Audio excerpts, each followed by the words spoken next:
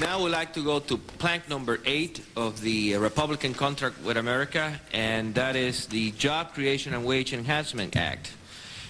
Small businesses incentives, capital gains cut, and indexation, neutral cost recovery, risk assessment, cost-benefit analysis, strengthening the Regulatory Flexibility Act, and unfunded mandate reforms to create jobs and raise workers' wages. And to comment on it, we have Bob McIntyre from the Citizens Commission on Tax Justice.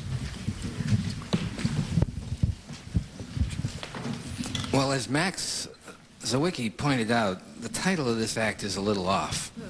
It might better be called the Job Destruction and Capital Waste Act. And it's reminiscent of an economic strategy that was tried in the early 1980s by Ronald Reagan, and was so bad that even he rejected it and went in the other direction. What the Republicans have proposed is to wipe out most of the corporate income tax, to cut the capital gains tax by about $25 billion a year, mostly for very rich people. And their idea is that this, by getting the government back into the central planning business and of telling businesses where to put their investments, and, that this would revitalize the economy. It's sort of a discredited notion now that the Berlin Wall's down, but they're still for it. They're still in the central planning phase that Ronald Reagan was in 15 years ago.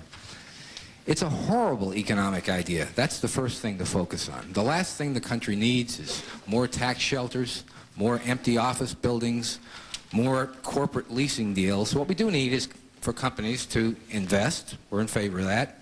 And we think, I think most people in the world now think, that the best way to get them to do it is to send them the appropriate economic signals from the market.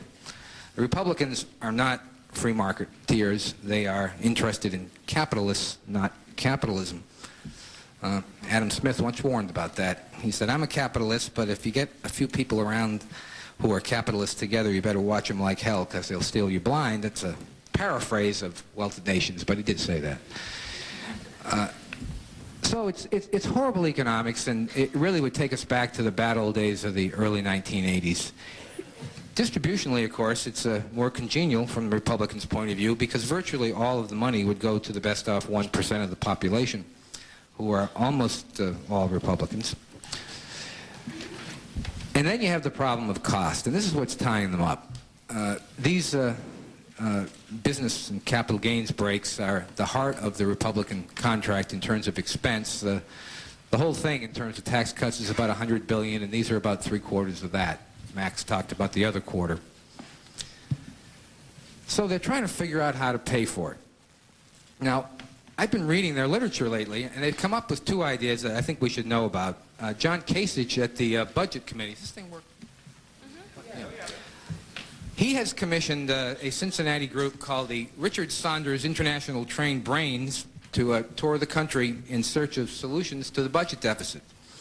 They are going to get on a jet. They've picked it as the quietest, most comfortable jet. This is their press release I'm reading.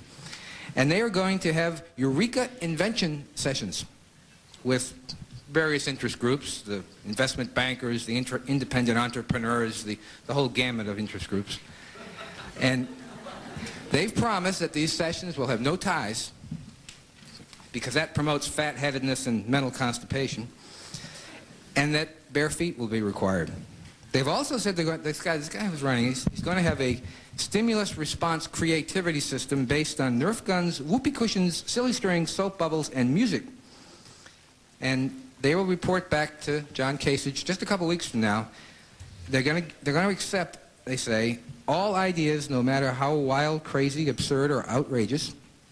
And someone named Watts Wacker will be testing these out for them with voters using the, I'm sure you're familiar with this, the CNXN system. So that's one idea the Republicans have. I'm kind of excited about this one, because my kid really likes silly string. The other idea that I think we ought to be aware of that they've been using is there's a couple of economists in Texas, a husband and wife team. It's kind of a cute thing. They go by the name Fiscal Associates, because they work together. Eldona and Gary Robbins, and they are doing the dynamic scoring for the budget. Although the Republicans get a little nervous about this. But they testified before the Budget Committee, or actually it was at a Cato forum, but they were at the Budget Committee the next day.